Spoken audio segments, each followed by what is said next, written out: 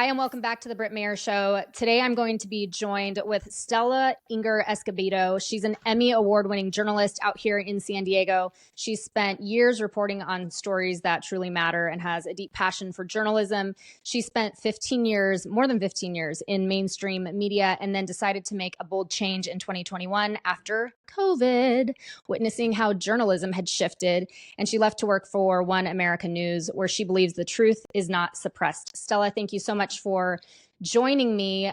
You're a dear friend, and I'm so thankful to have you on today to talk about something that is near and dear to both of us right now.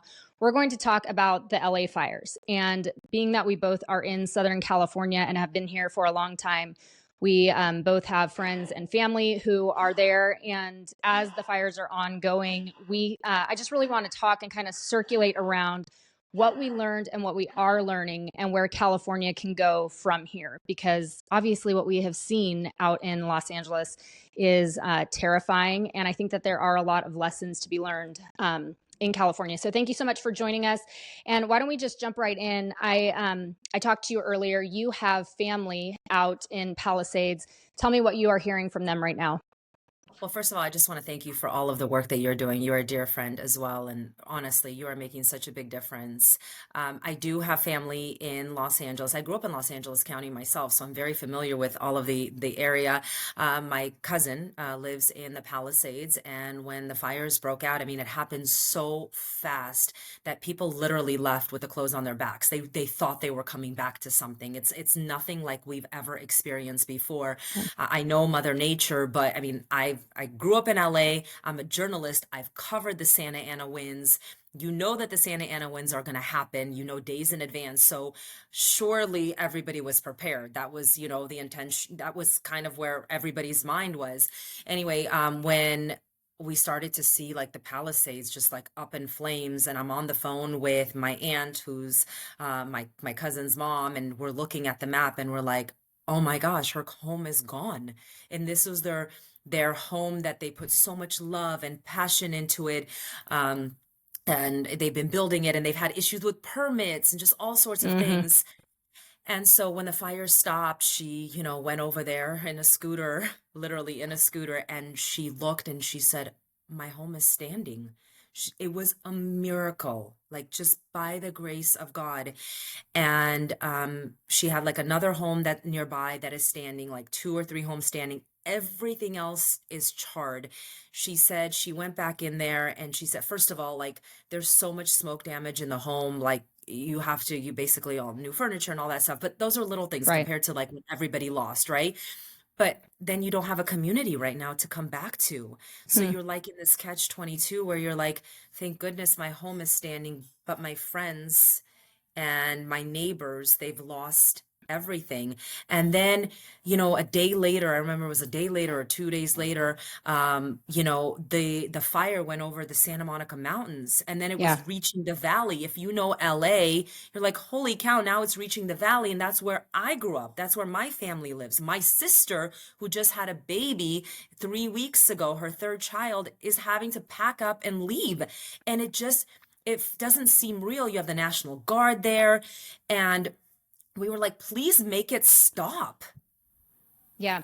I was talking to you in the green room about how it's reminiscent of COVID, where the world kind of stops and everything gets really weird. The kids are home from school. They're in a few cases out in Los Angeles now, the schools have been burned to the ground. There is no school. So it's back to this hybrid learning, which we know, is not ideal.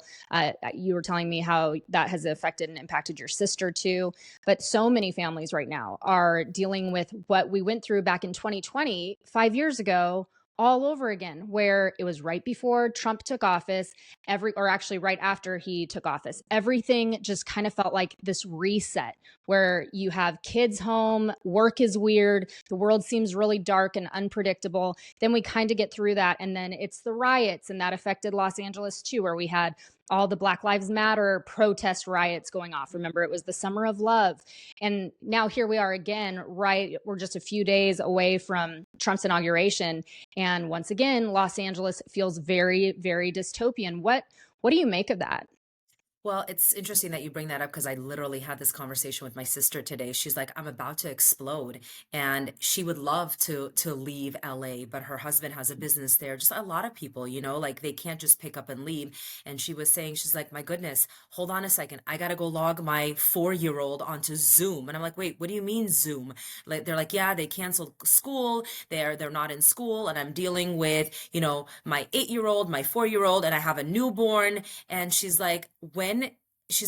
when is enough enough? She was talking about the BLM riots. She was like talking about the COVID lockdowns, and now this. And she's like, it just feels like we are not getting a break. Yeah. And she's like, I'm about to explode. And a lot of people are starting to feel the same way. And we're not done. We're not done with the fires just yet. We've got the Santa Ana Right. winds that are kicking up again, and people are worried. And people are not so much worried. The conversations that people are having, they're not worried about the down power lines. They're worried about the arsonists. I mean, we really still don't know, like, how did the Pacific Palisades fires start? Yeah. And couple that with, even the LA Times now is coming out saying that it was a mistake to endorse Karen Bass because of the complete incompetence in leadership. Just a few stats that I was going through in preparation for this. And as I've been just really taking like a bird's eye look at this insanity that we are living through right now. So currently the Santa Ana winds, like you said, are still kicking up. The Palisades fire is still burning with less than 20% of the 24-acre burn contained.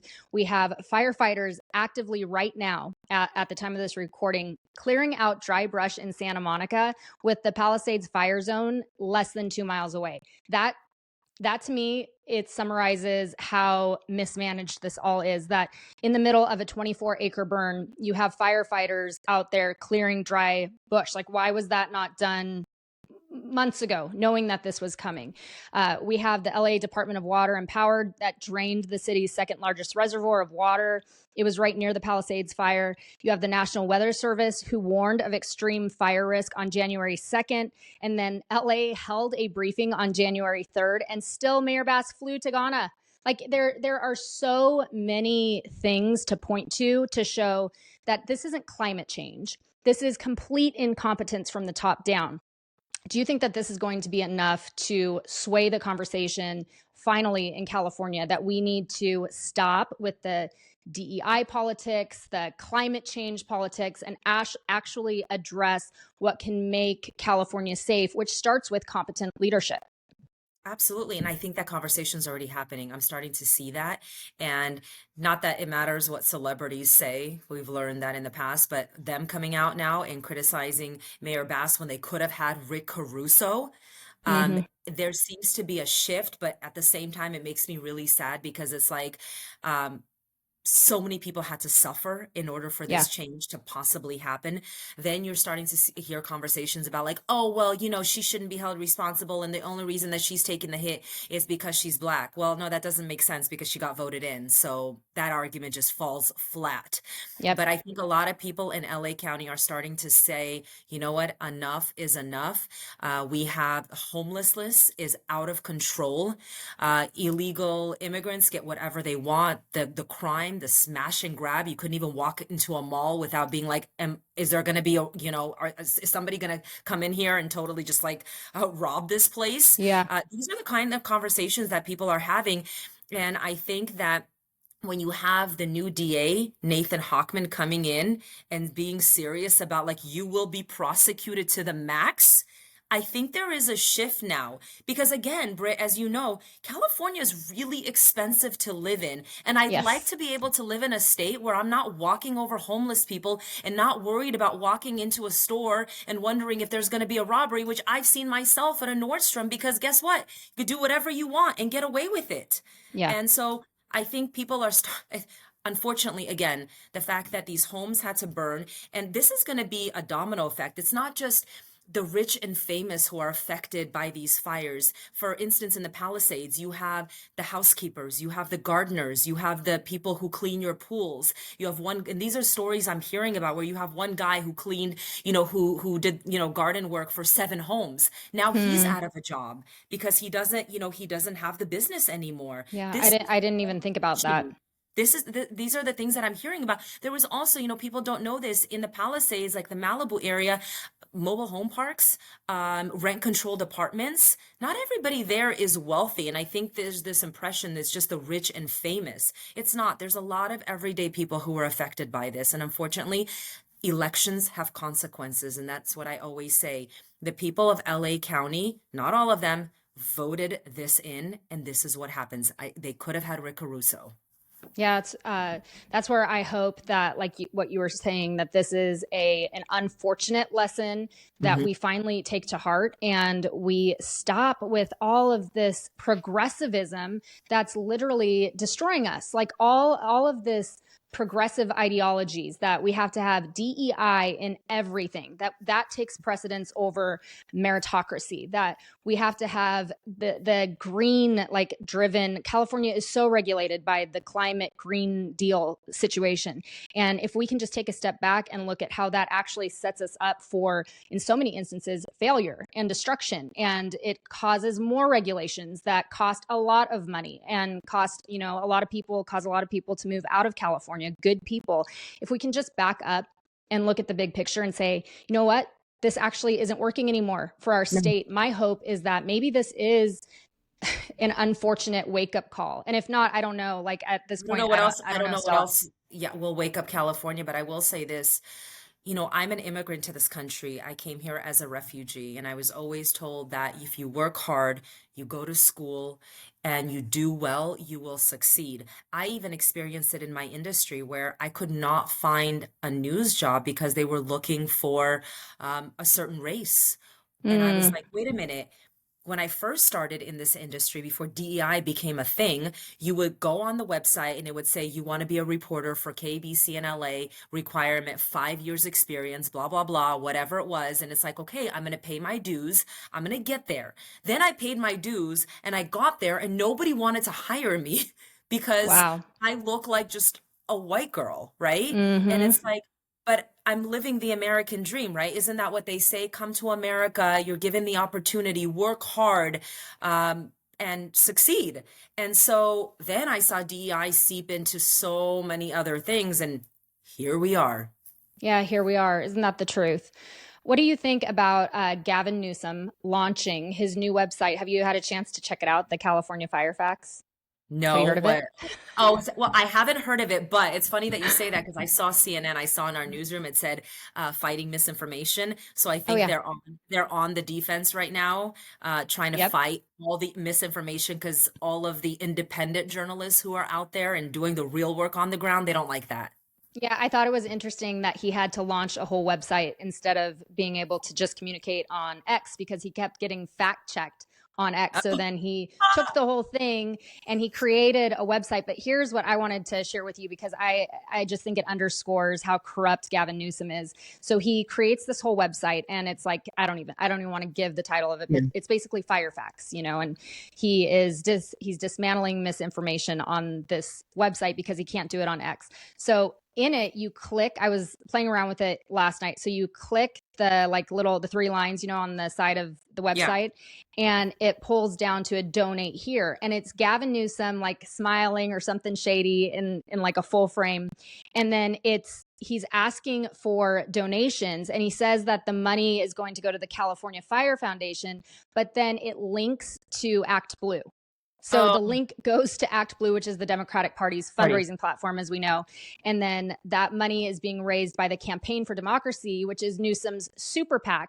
So instead of instead of linking directly to the California Fire Foundation, it's his super PAC and Act Blue. And then we know that Act Blue takes about 4% of all the money that comes. So the whole thing is it's the whole misinformation again that Gavin Newsom was known for Right. during COVID, and then also making and quick buck off of it. Also, did you know that California has money set aside to fight illegal immigrant for when Trump takes office? there's money set aside. I think it's anywhere from 25 million to 50 million Yeah. to fight the illegal immigrants who may be deported. And here I am thinking, and I just had this conversation with a good friend of mine. He's a lawyer. I'm like, wouldn't it be nice if we could take that money and give it to the business owners who actually lost their businesses and they can actually employ and help the economy instead of spending it on lawyers for people who already broke the law? Wow. That's the You know, truth. do you know what I'm Yep. saying? Like, it's so backwards. Like, the whole thing is so backwards. And back to what we were talking about, I think people in California are starting to wake up. And when their friends are having these conversations, and these are the same friends that also voted for the Karen Bass and the Governor Newsoms, they're finding themselves in a similar circle. We Yeah. people like you and I felt like we were on an island at some point in Yeah. California, especially during COVID. God forbid in mainstream media I say anything about COVID lockdowns and schools being closed. I mean, I was literally told, like, those parents, they're crazy. I'm like, really? My how things have changed, though. I think that something for those listening to be aware of is that California was already coming into this political change moment. We saw that start with COVID. Then we saw it during this last election cycle where we saw more counties go red. And the mainstream news has tried to downplay that. But no, we've seen California turn more red in the last 5 years, especially under this joke of an administration with Biden and Kamala coming out of California running, and just the joke of that whole run.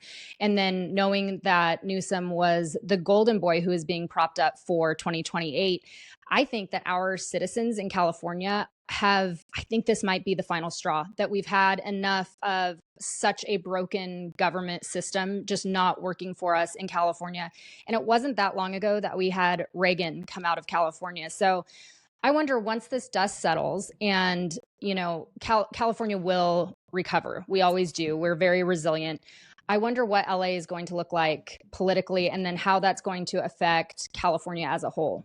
Well, I'll tell you two things. So, LA is shifting. Okay, I have a friend. She is part of the LA GOP, and she's trying to register like 460,000 residents in Los Angeles County, Wow. as Republicans. So there's a movement going on right now, and people are really also working on a recall effort. But I will tell you something that is really telling, and I don't know if you notice it. When Kamala Harris was running for president, they did not prop up Gavin Newsom. I mean, we're the largest state, right? He didn't speak at the DNC. Hmm. It's interesting, huh? Did you notice that? Yeah, he got the little shout out in the audience, and that was it. Right? Kamala Harris coming from California.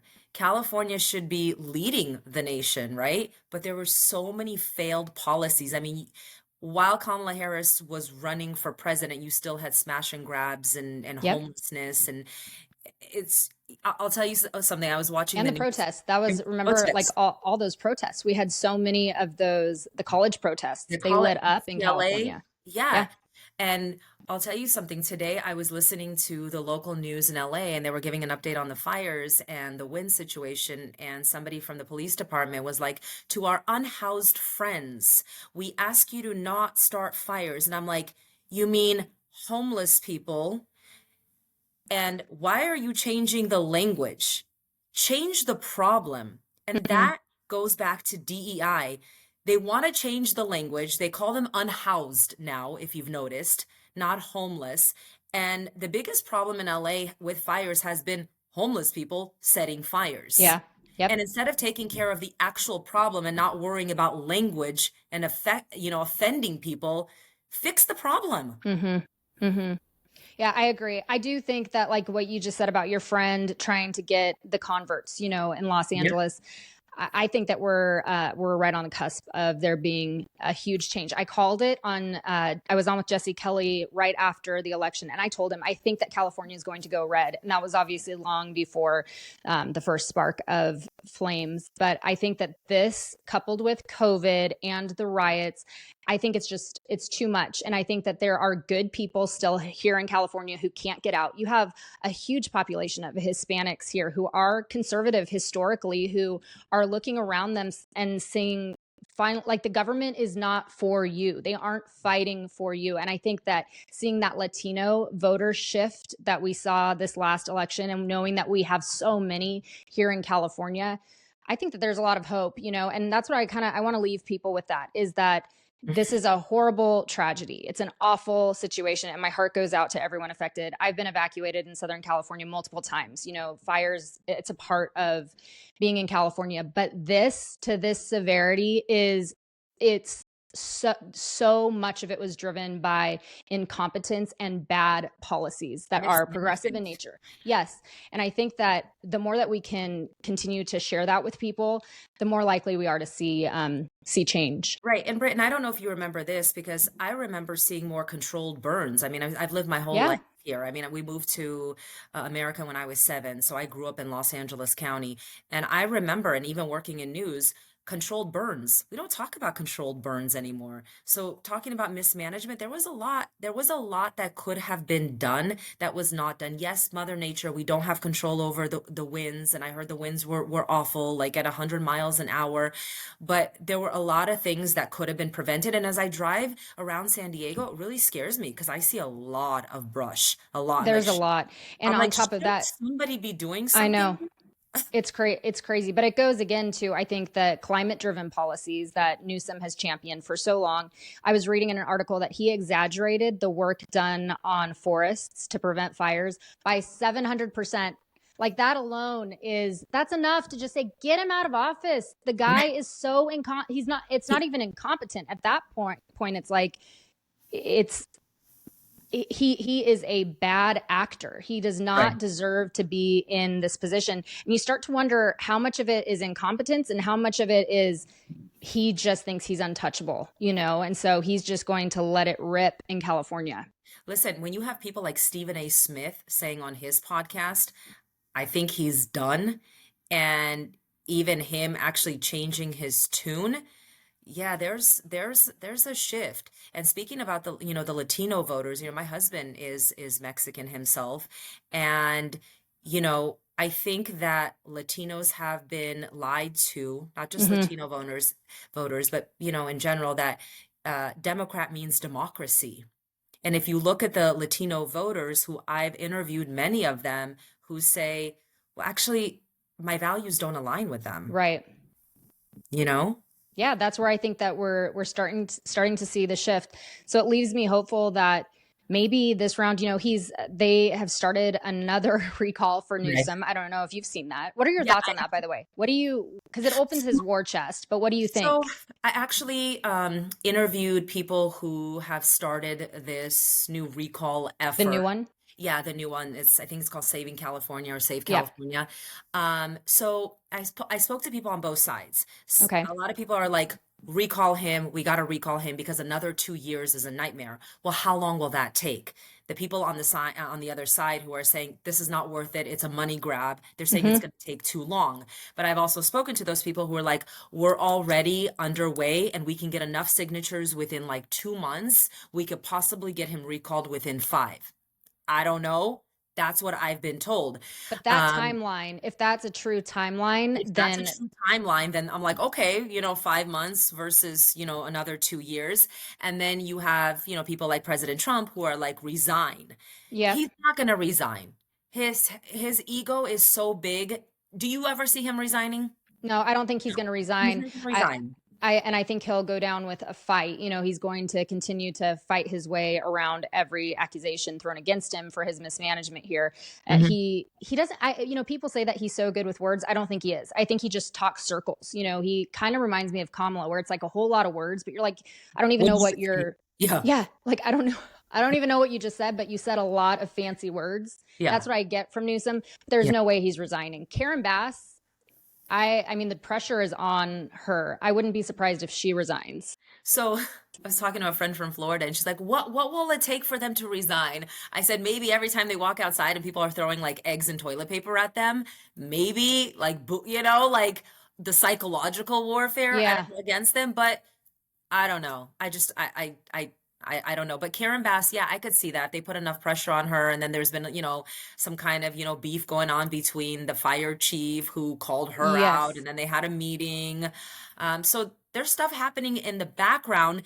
But as a taxpayer, let's say if you live in LA County, you're like, okay, these conversations should not be happening in the background. We want to know everything you guys are talking about because we deserve to know. Yeah, because it's our It's our tax taxpayer dollars. dollars. Yes, Yeah. yes, at work.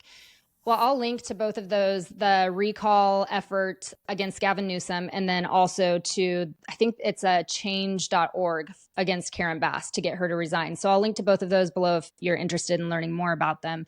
Stella, as we wrap up, give me just your overview in all of this of the biggest lessons that we can learn and remember from this tragedy that we are currently seeing unveil in Los Angeles. I've been saying this for it's not just since these fires. I've been talking about this for months. Elections have consequences. I've been talking about, the disasters we have been seeing with all those, jihadi protesters in New York City and the Jewish voters there. I'm Jewish, so I'm speaking for the Jewish voters there. They were like, oh my goodness, look at what's happening. But elections have consequences, people. Mm-hmm. Look at what's happening on their subways. And then you have poor Daniel Penny, who's a Yeah. hero who, takes on this guy who's terrorizing people on the subway. And then Alvin Bragg tries to make him an example out of him. Well, guess what? Elections have consequences because you have Tom Caniff who ran for DA. And if he won, this would have never happened. Right. So again, elections have consequences, and people in Los Angeles should start to see that your local elections sometimes are more important than anything. Get to know who your local lawmakers are.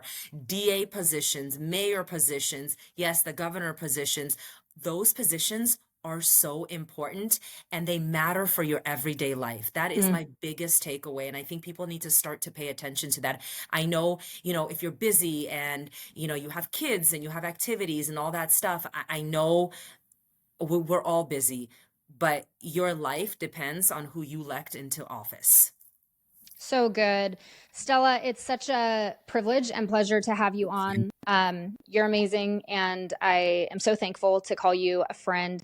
Thank you for coming on and breaking all of this down. I know that you'll continue to have your finger on the pulse with everything going on, both politically in Los Angeles and with the fires geographically. How can people follow you to stay in touch? So I'm very active on social media, Stella Inger-Escobedo on Instagram, and on X you can find me at Stella Esco TV. Just put in Stella Escobedo, you'll find me there. And I'm just honestly, thank you so much for having me on your podcast. I'm not only are you a friend, I'm just so blessed to know somebody like you. And I started following you when I was on the news, local news in San Diego during COVID, Wow. because I couldn't go out there and express my views on the news. And I was actually getting the information from you. You were interviewing. I remember specifically the day that I discovered you, you were interviewing nurses who were like standing outside protesting. Yeah. I don't remember exactly what it Yep. was. We went through so many different things. And I'm like, I like her. This is real Mm. journalism. This is what I got into journalism for people like Britt. And here I am. I have this platform. I work for this major outlet, but we can't even talk about these things. Yeah, I just hope that we never see that kind of day again in America. That was such a dark, weird era. And you want to know what's ironic is I just interviewed earlier today one of those nurses who I met during COVID and interviewed. So it's so wild. It's like it's been 5 years, Yeah. since all of this happened. We're in And I 2025 now. remember, I think it was one of the nurses that you had interviewed. I reached out and said, hi, can I interview you? And she was like, I don't want to talk to you. You're the mainstream media. But I get it. I was like, look, I don't blame you. I don't blame you. But this is what I got in. This is what, this is why I left mainstream media, because I came to this country from the former Soviet Union, from communism, and I become a journalist in America where I can use my voice for a platform, but now my voice has been taken away. Like it made no sense to me. Yeah. I'll have to have you back on. I'd love to talk with you more about just your perspective on leaving communism and then finding communism growing in America. I Well, think that's that's a why people, really, yeah. yeah, it's an Well, important topic. Well, that's why when I left mainstream media and then I started, posting stuff on social media, by the way, like my following went through the roof because people are like, yearning for like authentic Yeah. journalists, right? And people and their voices. And so many people are like, oh my goodness, Stella, I have your story. My family left the Soviet Union also in 1989 or 87 or whatever it was. And I find so much of you, in me. And Mm, so yeah, there's so many of me with the stories that we have who think alike and who yeah. voted And red, who, yeah, and I think who like us. see the writing on the wall too, and Yes. those are the people who see what's going on in Los Angeles, who see our corrupt leadership in California. And it's like, top down. There's so much corruption here. And it's people like you who see it because you're like, I have lived this. I know Mhm. where this is headed. And this is so un-American. And we need to correct course now. Yeah. It's all veiled under the guise of progressivism, but it's not. This is nothing new under the sun. Mm. So much of this is Marxist communist tactics. And we saw it during COVID. And that's what makes me concerned about what we're seeing in Los Angeles is it's like you're starting to see a little bit of that happening again. And we need to now nip it in the bud and start speaking like you and I are right now, very frankly about it so that it doesn't grow legs. So Yes. I'm Yeah. so thankful for you. Thank And you. yes, people should follow you because you are not the mainstream. You're amazing at what you do. And Thank I you. appreciate you so much. Thanks again for coming on. Thank you. Good to see you.